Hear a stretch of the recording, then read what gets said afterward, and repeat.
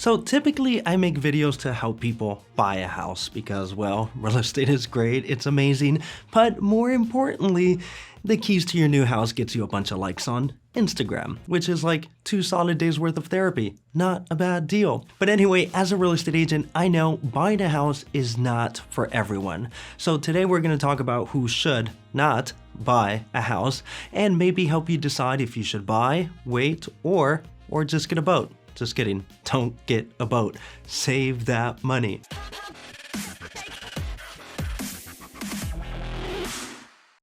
Number 1, do not buy a house if you can't see yourself holding onto it for at least minimum 5 years, ideally 10 years, and super ideally until you die. So that little Bobby can inherit it, sell it right away, and avoid paying a bunch of capital gains tax and blow it all away in 1 year in Ibiza. But anyway, let's say Big Bobby wants to up his game on Instagram. He wants to buy a house, but all he can afford right now is a 1-bedroom condo, 20% down.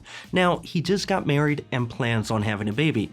He knows he's eventually gonna need a bigger place, but he's like, this is gonna be worth so much more next year. I'll just sell it and buy a mansion. Bob, dude, no, this is not an NFT. In my opinion, Bob should not buy this condo knowing he can't hold on to it for at least 5 to 10 years.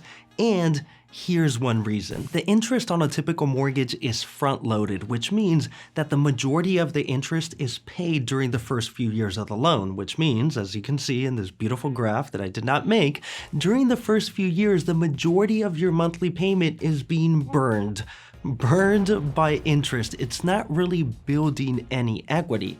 That means, for example, on $1 million house, 4.5% interest, 30 years, 20% down, including property taxes and insurance, after paying about $62,000 that first year, only about $13,000 of that, or 20%, is going to principal reduction or actually building equity. So when people say, don't rent, you're just throwing your money away. Yeah, you're pretty much doing that same thing that first year that you buy a house. So let's just say, for example, if property values don't go up and Bob has to sell in a year, he's gonna have to sell at a loss because the cost of selling a house is about 6.5% of the purchase price. In this case, about $65,000, and he's only built about $13,000 in equity. Now, on the contrary, after 5 years of making payments, Bob will have reduced the principal by about $70,000, which means if property values don't go up in 5 years, they don't go up, at least Bob's principal reduction can pay the selling costs. He can, in a way, break even, walk out with his initial down payment, and if he chooses, buy another house. Now, after 10 years, Bob will have reduced the principal by about $160,000.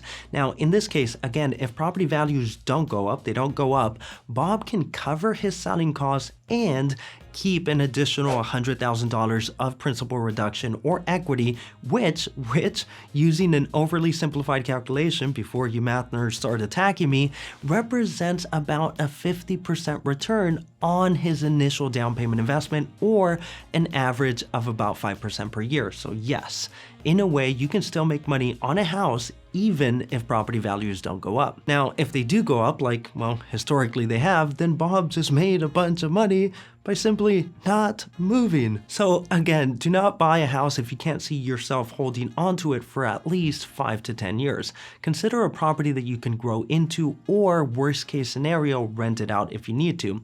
And for this reason, if you can afford it, I think a single family residence can be a very ideal option, because you can always add on or expand or tear it down to build a castle. Number 2, do not buy a house if, and by the way, my name is Daniel Rangel, real estate agent in Los Angeles. If I can be of any help, it would be an honor. But more importantly, if you like this video, make sure to hit like or subscribe. But either way, back to the show. Number 2, do not buy a house if you don't have money. Now, I get it. This one sounds bad. It's like, well, if you're poor, just stop being poor. No, not what I mean. Hang in there. One, unfortunately, Los Angeles is just not the place for low down payments. Down payment assistance, 3.5% down. That may work like in Arizona or Mississippi, but unfortunately not in Los Angeles, or at least not on the west side of Los Angeles. Prices are just way too high. The monthly payments would just not be financially healthy. The thing is, unless you're putting 20% down on $1 million plus house in Los Angeles, it's often not a good alternative to rent, at least not for the first couple of years. For example, 5% on $1 million house payments are like $6,800 a month. That same house rents for like $4,800. So if you lose your job or have to relocate and need to rent the house out, the rent would not be sufficient to cover the mortgage by like negative $2,000. Now, this doesn't mean there's something wrong with Los Angeles or that there's a bubble and it's waiting to burst. Historically, this is kind of just how things work with expensive or high-end properties. Go to the most expensive neighborhood in Mississippi, pretty sure this is also the case, which is why most buyers of these properties are typically giving 20 to 30% down or just buying them cash. Now, one exception I would make to this is you're putting a small down payment, but you're overqualified. You have plenty of reserves and you simply just want to stay liquid. That's fine. But if 5% down represents all the money you got, don't buy a house. And speaking of costs, most people think about the cost of buying a house, but completely ignore the cost of owning a house. Keep in mind, an AC system can cost anywhere between $8,000 to $15,000 to replace. A main sewer line, $10,000 to $20,000. A typical licensed contractor can charge anywhere between $90 to $150 an hour per person, labor only, not including material. Also, who's gonna cut the grass, clean the house, or pay for the $700 emergency rate toilet clog on Thanksgiving that Carl swears it wasn't him? But dude, we know. Now look, the point is, if all the money you got is going to down payment and closing costs, don't buy a house.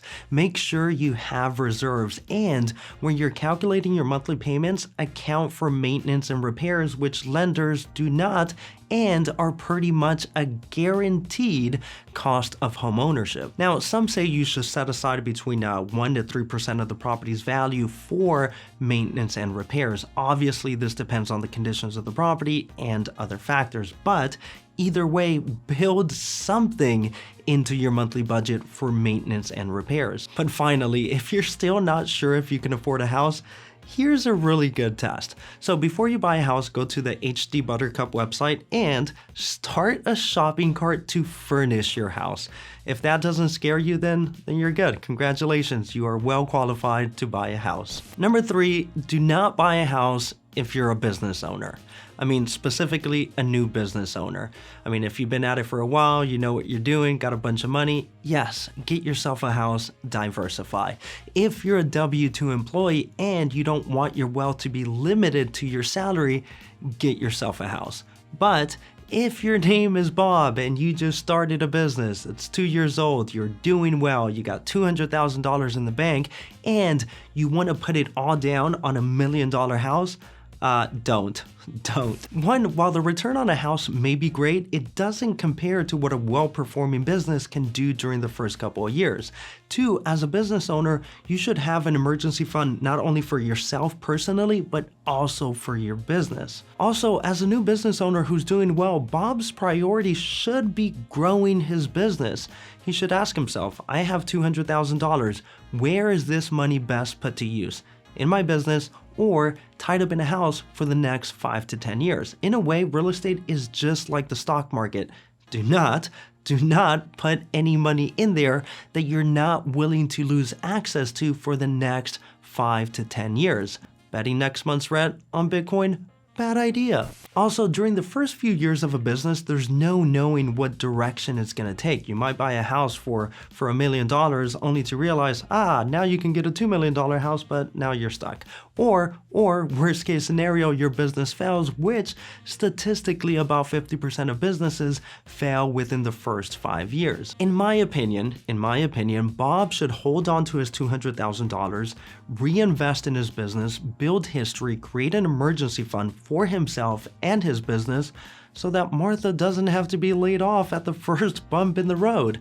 And then buy a house when he has money just chilling in the bank, being corroded by inflation. And look, the point is not to scare you into not buying a house, and eventually you should, because real estate is an amazing investment and lifestyle choice, but it is not for everyone, and there is a time and there is a place. Do it wrong and it's a nightmare. Do it right and it will be the best thing you've ever done for you, your family, and future generations. So remember, don't buy a house if you can't commit for 5 to 10 years. Don't buy if you just started a business, and don't buy if you don't have money.